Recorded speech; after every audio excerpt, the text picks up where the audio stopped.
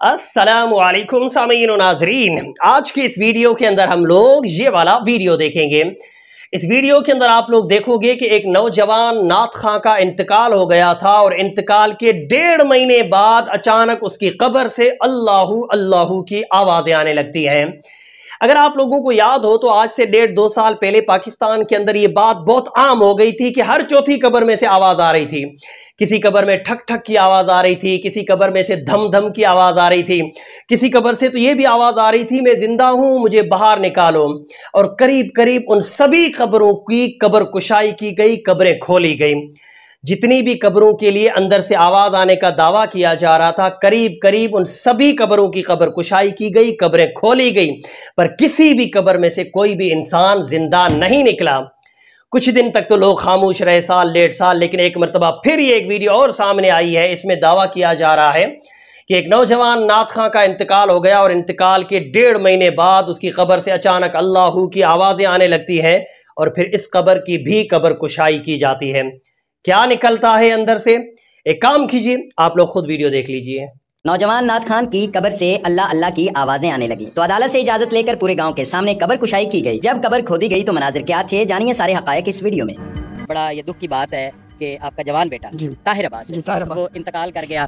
और ये कितने दिन पहले की बात? ये 10 जुलाई 2023, तकरीबन 1.5 माह से ज्यादा वक्त हो गया। मेडिकली प्रॉब्लम हुआ या कोई हादसाती तौर पे ऐसा कोई तबी मामला हुआ जिसकी वजह से ये मामला? हाँ जी, वो डॉक्टर साहब जो थे वो यही बता रहे थे कि इनको जो है इनका कार्डियक अरेस्ट हुआ है और ये मतलब जिसको आप कहते हैं हार्ट अटैक।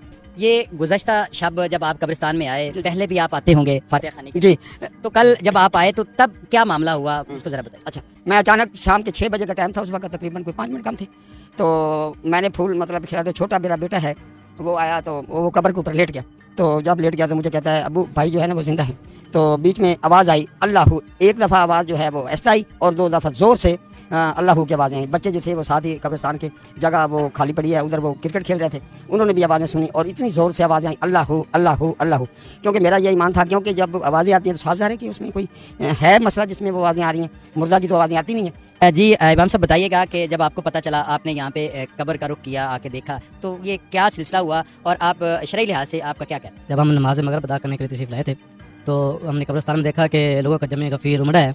तो हमने पूछा कि क्या किसी का जनाजा है या कोई मसला? तो उन्होंने कहा नहीं, इस तरह की ना ताहिर अब्बास कसूरी है, नात खां सना खान मुस्तफ़ा है, तो उसकी कब्र से ना आवाज़ें आ रही हैं, अल्लाह की आवाज़ें आ रही हैं। तो उनके वाले साहब ने सुनी है। तो हम नमाज़ पढ़ के फिर तशरीफ़ लाए तो हमने भी सुना से महसूस होता था कि कोई आर्ट से आ रही है, जैसे कोई नीचे से खरीद रहा है। तो उसके बाद फिर और भी कि कोई आर्ट से आ रही है, जैसे कोई नीचे से खरीद रहा है। तो या मैं बीच में आप लोगों को रोकना चाहूंगा माफी के साथ। लड़के का वालिद कह रहा है कि मैंने जोर से अल्लाहू की आवाज़ें सुनी, लेकिन जब इमाम साहब से पूछा जा रहा है तो इमाम साहब कह रहे हैं कि मुझे ऐसा महसूस हुआ जैसे अंदर से कोई खुरच रहा है।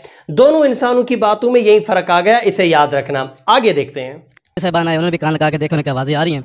तो ये सभी लोग खुश भी थे कि अगर मुझे कुदरत का करिश्मा दिखा दे। तो हमारा दोस्त था, वो हमारे साथ खेलता भी था, पढ़ता भी था, तो अगर अल्लाह ताला उसको दोबारा दिल में भेजता तो बड़ी खुशी की बात थी हमारे लिए। जब हमने ये सोशल मीडिया के जरिए से खबर सुनी कि इस कब्र में से आवाज़ें आ रही हैं, तो मैं भी यहाँ पे मौके पे आ गया था, मकामी पुलिस भी मौके पे आ गई थी। तो हम साहब ने फिर ये फैसला किया कि कोर्ट से परमिशन लेके उसके बाद इसकी कब्र कुशाई करवाई जाएगी। और यहाँ पे ये जो हाइप क्रिएट हुई थी कि पता नहीं बंदा जिंदा है या फौत हो गया है, उसकी बाबत आप ये बात क्लियर हो गई है कि वो अल्लाह ताला को प्यारे हो गए हैं। जो एक उम्मीदें थी घर वालों की, फैमिली की, लवाहिकीन की, वो उम्मीदें, जो एक ख्याल था, जो एक उम्मीद थी, वो टूट गई। लेकिन जो भी मामला हैं वो सामने आ गए हैं कि ऐसा कोई मामला नहीं है कि जो आवाज़ें जो आ रही थी उसमें कोई जो कब्र में मदफन है उसकी तरफ से मतलब वो जिंदा हो या इस किस्म का कोई आसार नहीं मिला। तो वीडियो आप लोगों ने देख लिया, रिजल्ट और नतीजा वही निकला जो इससे पहले भी जितनी कब्रों की कब्र कुशाई की गई, जितनी कब्रें खोली गई, उस वक्त जो रिजल्ट और नतीजा निकला था ना, वही रिजल्ट वही नतीजा यहां पे भी निकला है।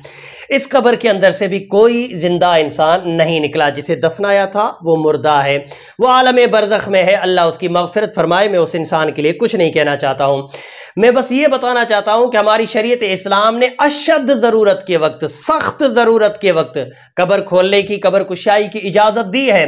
शरीयत की उस इजाज़त का फ़ायदा उठा करके ये लोग हल्का सा शक होने पर या हल्की सी कुछ आवाज़ आने पर कब्रों को खोल देते हैं, कब्र कुशाई कर देते हैं और अपने मुर्दों की बेहुरमती करते हैं। सबसे पहले आप लोगों ने इनकी बातों में इख्तलाफ देखा। लड़के का वालिद कह रहा है मैंने अल्लाहु अकबर 2 बुलंद आवाज़ें सुनी। इमाम साहब से पूछा जा रहा है तो इमाम साहब समझाने के बजाय कह रहे हैं हाँ हमें कुछ महसूस तो हुआ था, हमें ऐसा लगा नीचे से जैसे कोई यूं खुरच रहा है। खुदा के बंदो, ज़मीन के ऊपर आप कान लगा के सुनो, आप अपने घर के अंदर भी फर्श पे आप कान लगा के अगर सुनोगे आपको ज़मीन के अंदर से कुछ हल्की फुल्की आवाज़ें आती हुई सुनाई देंगी। इसका मतलब है वहीं खोदना शुरू कर दोगे, अंदर कोई दफन है। खुदा का खौफ करो, शरीयत इस्लाम की इजाज़त का मजाक मत बनाओ। छोटा सा वीडियो मेरे मुसलमान भाइयों तक पहुँचाइए। बोलने में समझाने में कमी बेशी व गलती हो गई हो तो मेरी इस्लाह करें। अस्सलामु अलैकुम।